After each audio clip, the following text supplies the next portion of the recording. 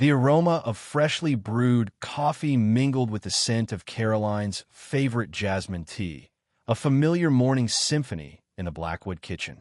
Sunlight streamed through the expansive windows, illuminating the polished granite countertops and the intricate tile work on the floor. Thomas Blackwood, impeccably dressed in a tailored suit, sipped his coffee, his gaze drifting towards the cityscape sprawling beyond their penthouse apartment. Today was pivotal. The Mitchell Tower deal, years in the making, hung in the balance. His mind raced through the intricacies of the negotiations, the delicate dance of figures and contracts. Ready for the big day? Caroline's voice, soft yet vibrant, pulled him back to the present. He turned to see her radiant in a simple sundress, her hair cascading around her shoulders like a silken waterfall. An odd pang of anxiety tightened his chest. He wished he could postpone this meeting, be there for her, but Mr. Lim, the key investor from Singapore, had flown in specifically for this. "As ready as I'll ever be," he replied, his voice betraying a hint of the pressure he felt. The Mitchell Tower deal could change everything. A fleeting image of the gleaming skyscraper, a testament to his ambition and drive, flashed through his mind. But then, Caroline's next words shifted his focus. "I'm heading to that dealership today," she announced, a hint of excitement in her tone. She had been talking about replacing her aging sedan for weeks. He frowned slightly. "I could reschedule, but—" He trailed off, weighing the implications. Mr. Lim was notoriously punctual, and rescheduling would send the wrong message. Caroline laughed, a melodic sound that always eased his tension. "Don't be silly. I'm just looking. Besides, I want to surprise you." A playful wink accompanied her words. He knew she was trying to downplay the importance of his presence, but a knot of unease remained in his stomach. He had a fleeting, irrational urge to insist she wait. He pushed the feeling down, attributing it to the stress of the impending deal. He hated the thought of her navigating the often predatory world of luxury car sales alone. He leaned in, capturing her hand in his. The warmth of her skin against his sent a wave of calm through him. "All right, love, but call me if you need anything at all." "Anything." He squeezed her hand, the silent message clear. She returned the pressure, her eyes sparkling with affection. "I will. Now go and conquer that tower."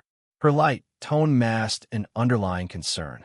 He could see it in the subtle furrow of her brow, the slight tightening of her lips. She knew how much this deal meant to him. He kissed her forehead, the familiar scent of her shampoo filling his senses. "I'll call you the moment it's done." He watched her leave, a sense of foreboding clinging to him like a second skin. He dismissed it as the usual pre-meeting jitters. He had bigger things to worry about, or so he thought.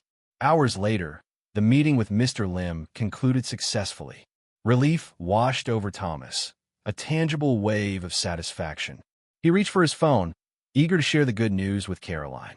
Before he could dial, a call came in. It was Rebecca, his ever-efficient assistant.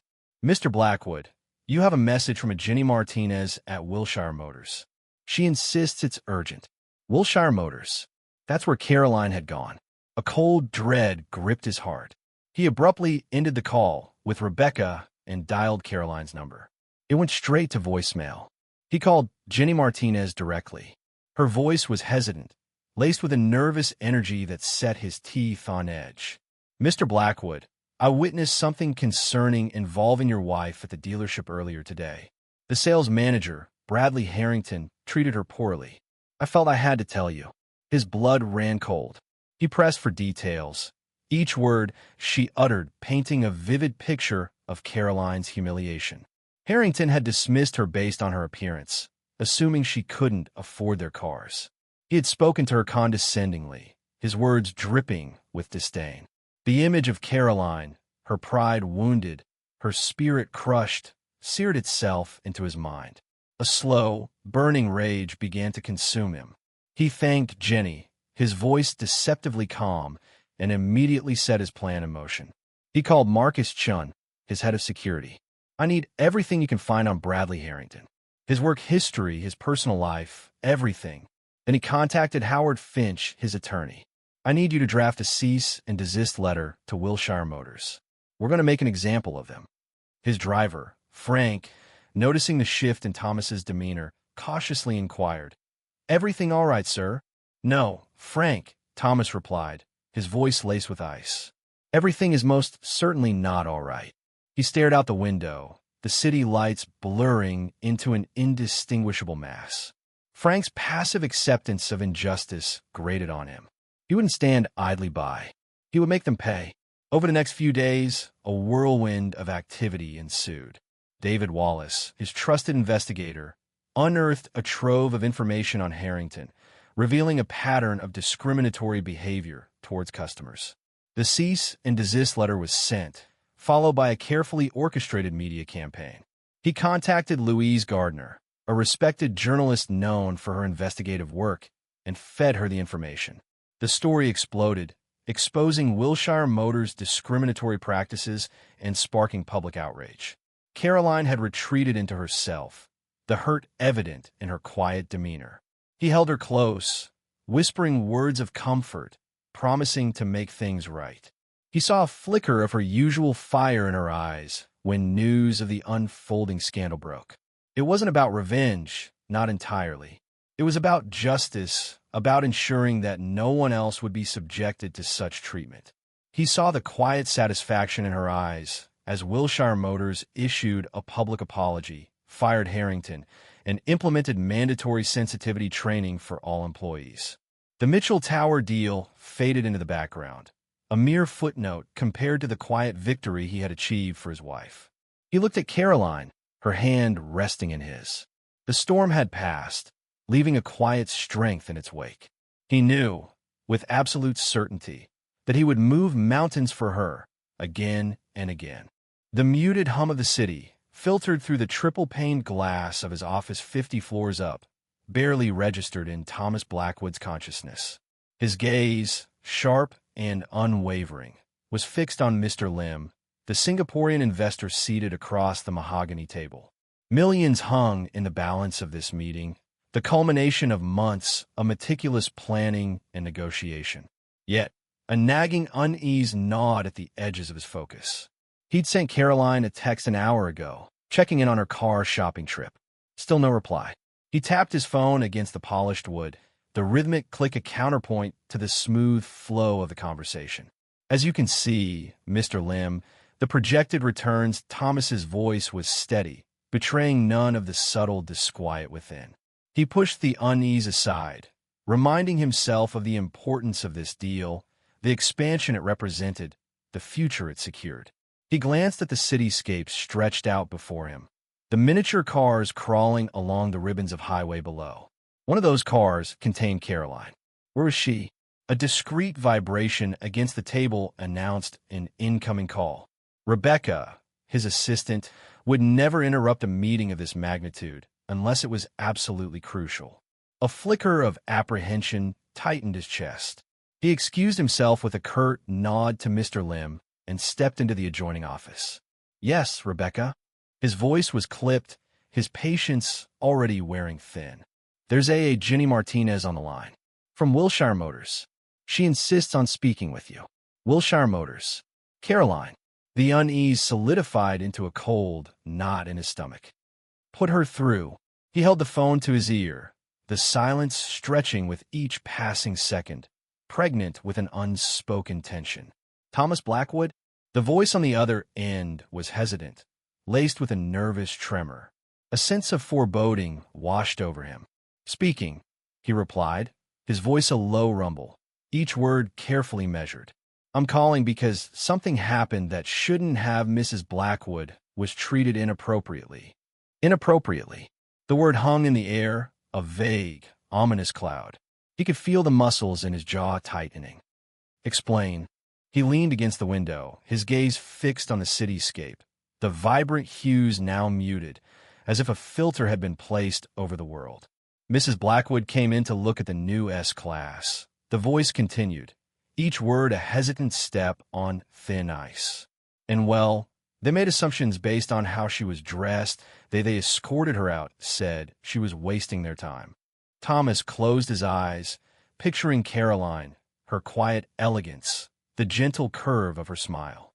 He imagined the confusion, the hurt in her eyes. His grip on the phone tightened. "What exactly did they say?" he asked, his voice dangerously low. There was a pause, a small intake of breath on the other end of the line. They called her just poor and couldn't afford to waste their time, and that she should try the used lot down the street. The world outside the window seemed to sharpen into sudden, painful focus. The used lot down the street. The raw injustice of it, the sheer audacity. He felt a surge of anger, cold and sharp, coursing through his veins. This wasn't just about Caroline. It was about the casual cruelty of prejudice, the arrogance of those who believed they could judge others based on superficial appearances. He opened his eyes, the cityscape now a battlefield, each gleaming skyscraper a potential weapon. "Thank you, Ms. Martinez," he said, his voice deceptively calm. "Your information is invaluable." He disconnected the call and stood there for a moment, the cold anger solidifying into a hard, impenetrable resolve. He turned and walked back into the meeting room. The remnants of his previous focus, the weight of the business deal, now insignificant. Mr. Lim looked up expectantly. "My apologies, Mr. Lim," Thomas said, his voice smooth, his expression controlled. "A personal matter requires my immediate attention." He called Rebecca into the room. "Cancel my remaining appointments. Arrange lunch at Clayton's private dining room in 1 hour. Invite Mr. Harrington, the sales manager at Wilshire Motors. Also, inform Marcus, Howard, and David that I need to see them immediately." Rebecca, ever efficient, simply nodded and quietly left the room. He then turned to Mr. Lim, offering a carefully crafted apology and a promise to reschedule. The deal, once paramount, was now a mere pawn in a much larger game. He had a different kind of strategy to execute. The opulent atmosphere of Clayton's private dining room was a stark contrast to the cold fury churning within Thomas. He sat at the head of the table, a fortress of calm amidst the gathering storm. Across from him, Bradley Harrington, the sales manager, shifted nervously in his seat, oblivious to the trap that was slowly closing around him. "Mr. Harrington," Thomas began, his voice deceptively gentle, "I understand there was a misunderstanding at your dealership today." Harrington stammered a weak denial, his eyes darting around the room, searching for an escape. But there would be no escape. Thomas had already set the wheels in motion. He laid out the details, each word a precise strike, dismantling Harrington's flimsy defenses. He had Marcus, his head of security, retrieve the security footage from Wilshire Motors, irrefutable proof of the incident. He had Howard, his attorney, draft a cease and desist letter outlining the legal ramifications of discrimination. And he had David, his investigator, dig into Harrington's past, uncovering a pattern of similar offenses, carefully documented and ready to be exposed. The lunch proceeded like a slow, meticulously orchestrated execution. Harrington's initial bravado crumbled, replaced by a desperate plea for leniency. But Thomas was unmoved. He wasn't interested in simple retribution. He wanted to dismantle the system that allowed such prejudice to flourish. He contacted Louise Gardner, a respected journalist known for her investigative work, and fed her the story, along with the evidence. The resulting exposé, published just days later, sent shockwaves through the automotive industry. Wilshire Motors' reputation plummeted, their stock prices took a nosedive, and the CEO was forced to resign. That evening, Thomas sat with Caroline in their penthouse apartment, the city lights twinkling below.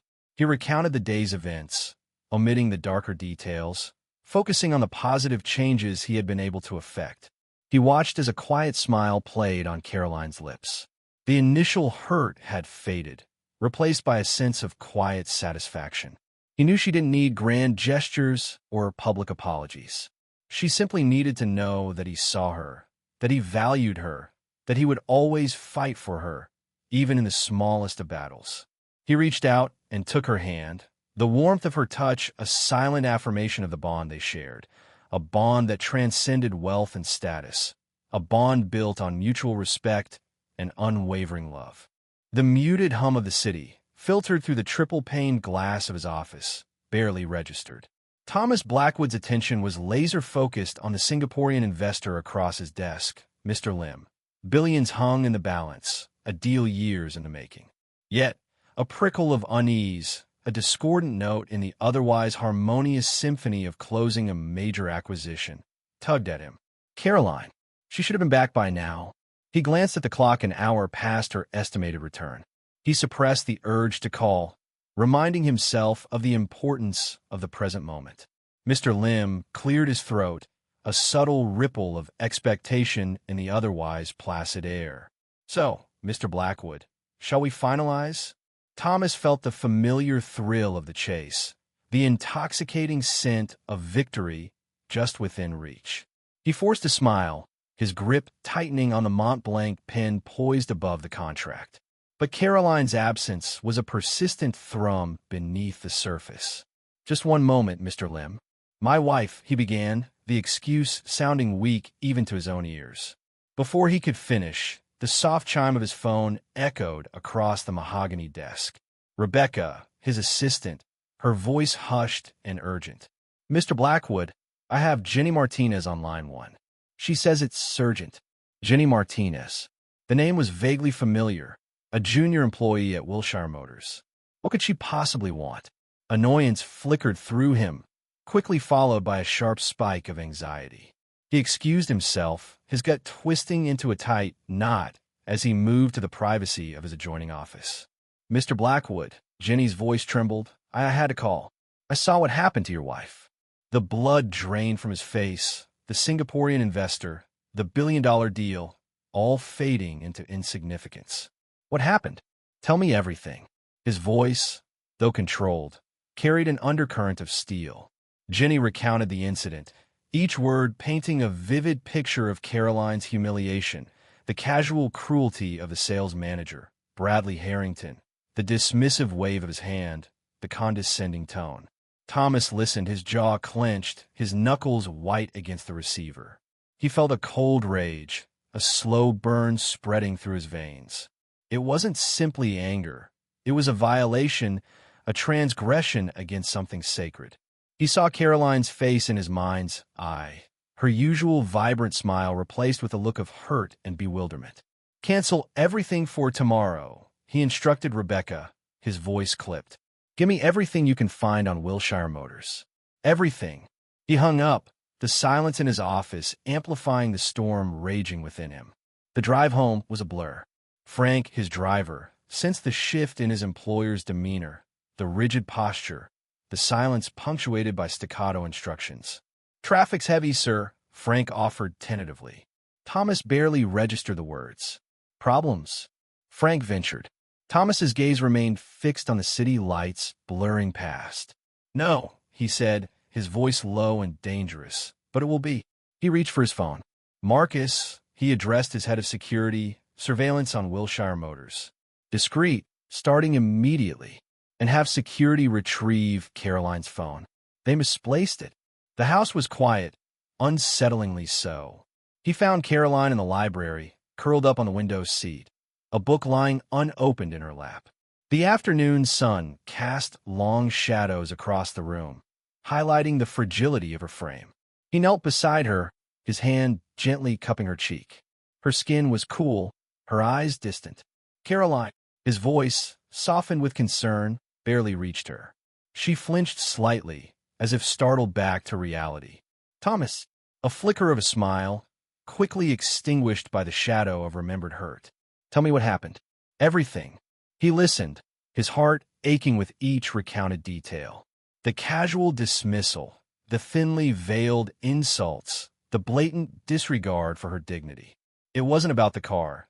It was about the presumption, the arrogance, the casual cruelty of assuming her worth based on her appearance. Her voice cracked as she described the feeling of being invisible, of being judged and dismissed. He held her close, his anger simmering beneath a surface of forced calm. They made a mistake, Caroline, he murmured, stroking her hair. A very big mistake. As she drifted off to sleep, exhausted and emotionally drained, Thomas's mind raced, piecing together the puzzle. He returned to his study, the scene of his earlier triumph, now a battleground of strategic planning. Rebecca stood waiting, a file in her hand. Everything you requested on Wilshire Motors, sir, and their parent company, Sterling Automotive. Thomas sifted through the documents, his eyes scanning for weaknesses, vulnerabilities. He called Howard Finch his attorney. Hypothetically speaking, Howard, what's our exposure if I acquire a car dealership and terminate the entire sales staff on day one? He listened intently, absorbing the legal ramifications, calculating the risks. The wheels were in motion. Later that evening, David Wallace, his trusted investigator, stood before him, his expression grim. I need dirt on a sales manager named Harrington, Bradley Harrington, Thomas instructed, his voice devoid of emotion. Find everything. And I mean everything. He leaned back in his chair, the city lights twinkling in the distance, each a tiny beacon in the vast darkness. The billion-dollar deal with Mr. Lim seemed a lifetime ago. His priorities had shifted, realigned. Never again would business take priority over protecting her. He thought of Caroline's quiet strength, her unwavering support, her unwavering belief in him. And a cold, hard resolve settled in his heart. This wasn't just about revenge. It was about justice. It was about ensuring that no one, ever again, would dare to underestimate the quiet power of a woman like Caroline Blackwood. He picked up his phone, dialing a number he hadn't used in years. "Louise," he said, his voice a low murmur, "I have a story for you." The first domino had fallen. The polished chrome of the luxury cars gleamed under the crisp morning sun, reflecting the cloudless Los Angeles sky. A nondescript sedan pulled into the Wilshire Motors lot, its tires crunching on the manicured gravel. Thomas Blackwood stepped out, deliberately avoiding the valet, a faint, almost imperceptible smirk playing on his lips. He wore a simple, well-worn jacket, a stark contrast to the tailored suits he usually favored. The disguise was subtle, just enough to blend in, to become invisible amidst the expected clientele. He'd chosen this car specifically, a mid-range model from a competing brand, the ultimate insult in this temple of automotive prestige. He adjusted his plain baseball cap, the shadow concealing the steely glint in his eyes. His heart beat with a controlled, steady rhythm, anticipation coiling in his gut. This was not a business negotiation, not a boardroom power play. This was personal. He thought of Caroline's face, the subtle tightening of her jaw, the fleeting hurt in her eyes. It was a wound he intended to cauterize, not with apologies, but with action. He strolled into the dealership, the air conditioning a cool reprieve from the California heat. The scent of new leather and polished metal hung heavy in the air, a sterile, artificial perfume. His gaze swept across the showroom, noting the strategically placed sales representatives, each radiating an aura of practiced affability. He recognized Bradley Harrington from Caroline's description, the man's slick-back hair and condescending smile unmistakable. He was holding court with a couple draped in designer labels, their laughter echoing through the cavernous space. Thomas felt a flicker of disgust, a cold, hard knot forming in his stomach. He would not allow this man to diminish anyone else with his arrogance. He approached a gleaming silver sports car, its lines sleek and aggressive. It was the same model Caroline had admired yesterday. He ran a hand along its smooth, cool surface, his touch almost a caress. He could almost hear her soft gasp of delight, the way her eyes had lit up with genuine appreciation. The memory tightened the knot in his stomach, fueling his resolve. "Can I help you find something more attainable?" Harrington's voice dripped with condescension, his eyes scanning Thomas's attire with barely concealed disdain. Thomas allowed himself a brief, internal smile. The bait had been taken. "Actually, I like to test drive it." Thomas's voice was calm, even, betraying none of the controlled fury simmering beneath the surface. Harrington's smile faltered, replaced by a look of incredulity. "Our test drives require pre-qualification proof of income, credit check." He trailed off, his meaning clear. Thomas felt a surge of satisfaction, a grim pleasure in witnessing the man's prejudice laid bare. "We both know you're not buying this car," Harrington continued, his tone sharper now, impatience edging into his voice. "Let's not waste each other's time." He glanced around the showroom, as if seeking an escape from this inconvenient interruption. People who clearly don't belong in an establishment like this, Harrington muttered under his breath, turning away. He didn't realize the microphone hidden beneath Thomas's simple jacket was capturing every word. At that moment, a young woman, Jenny Martinez, stepped forward, her expression a mixture of apprehension and determination. She had witnessed the exchange, her face a canvas of conflicting emotions. Thomas recognized her as the employee who had contacted him, her voice trembling with suppressed anger as she recounted Caroline's humiliation. "Mr. Harrington," she began, her voice gaining strength, "I believe this gentleman has the right to be treated with respect." Her words hung in the air, a challenge to the prevailing atmosphere of exclusivity. Thomas watched the scene unfold, a silent observer as his plan began to take shape. Several individuals he had strategically placed within the dealership, posing as potential customers, were now subtly recording the interaction on their phones. Among them was Louise Gardner, a renowned journalist known for her investigative work and her unwavering commitment to exposing injustice. Just as Harrington was about to retort, his face flushed with anger. A commotion arose near the entrance. A group of photographers and reporters surged into the showroom, their cameras flashing, microphones extended. Harrington's face paled, his composure cracking under the sudden scrutiny. Thomas stepped forward, removing his cap, the sunlight glinting off his silver hair. The transformation was instantaneous, the unassuming customer replaced by the formidable CEO. The air in the room shifted, charged with a sudden, palpable tension. "Justice." Thomas's voice resonated through the showroom, his gaze fixed on Harrington. The word hung in the air, heavy with meaning. "My name is Thomas Blackwood," he announced, his voice amplified by the sudden hush. "My company just acquired Westfield Automotive Partners. I am your new boss, or I would be if you still had a job here." The late afternoon sun cast long shadows across the Blackwood terrace, painting the manicured lawn in hues of gold and amber. A gentle breeze rustled through the leaves of the Japanese maple, carrying the faint scent of jasmine and the distant hum of the city. Caroline Blackwood sat nestled in a wicker chair, a book resting unopened in her lap.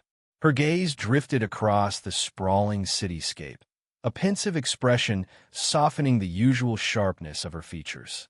Thomas Blackwood, her husband, emerged from the French doors, two crystal glasses of amber liquid in hand. He placed one on the small table beside her, the clink of glass against glass a delicate counterpoint to the city's muted roar. He settled into the chair opposite her, the crisp white of his shirt a stark contrast against the deepening shadows. He watched her for a moment, a flicker of something unreadable in his eyes. He knew she was still processing the events of the past week, the humiliation at Wilshire Motors, a wound that ran deeper than she let on. He raised his glass in a silent toast. "To new beginnings," he murmured, his voice a low rumble that resonated with an undercurrent of steel. Caroline met his gaze, a faint smile touching her lips. "And to justice served," she added, her voice carrying a quiet strength. He took a slow sip of his scotch, the smoky flavor lingering on his tongue. "The board at Wilshire Motors voted unanimously to implement new diversity training programs," he said, his tone carefully neutral. It was a victory, a significant one, but he felt no surge of triumph, only a quiet satisfaction that the scales had been balanced. He'd built his empire on calculated risks, on swift and decisive action. But this had been different. This hadn't been about profit margins or market share. This had been about protecting something precious, something he held far dearer than any business deal. "And Bradley Harrington?" Caroline asked, her voice barely a whisper. "He's no longer employed by Wilshire Motors," Thomas replied, his gaze fixed on the shimmering skyline. He hadn't enjoyed orchestrating Harrington's downfall, but he'd felt a cold, hard satisfaction in seeing the man stripped of his arrogance and his position. He hadn't wanted revenge, not in the traditional sense. He'd wanted accountability, a demonstration that actions had consequences regardless of one's perceived status. Caroline nodded slowly, a complex mix of emotions swirling in her eyes. Relief, yes, but also a lingering sadness. The incident had shaken her, chipped away at the carefully constructed armor she wore against a world that often judged her by her appearance, not her intellect. "You started something bigger than just firing one prejudiced manager," she said, her voice tinged with a newfound respect. She'd seen a different side of Thomas this past week, a protective fierceness that both surprised and moved her. He was a man of few words, but his actions spoke volumes. He gave a small, almost imperceptible shrug. "Perhaps," he admitted. "Applications for minority candidates are up 60% since the changes." He added, a flicker of genuine satisfaction warming his eyes. This, he thought, was the real victory. Not the public shaming, not the financial repercussions, but the tangible, positive change that had rippled outwards. A comfortable silence settled between them, punctuated only by the distant sounds of the city. He watched her, the way the fading sunlight caught the strands of gold in her hair, the subtle lines of worry etched around her eyes. He'd underestimated the impact of the incident on her, the way it had chipped away at her confidence, her sense of self-worth. He reached across the table and covered her hand with his, the warmth of his touch a silent reassurance. "Success isn't measured by what you accumulate," he said, his voice low and intense, "but by what you give back." He hadn't always lived by that philosophy.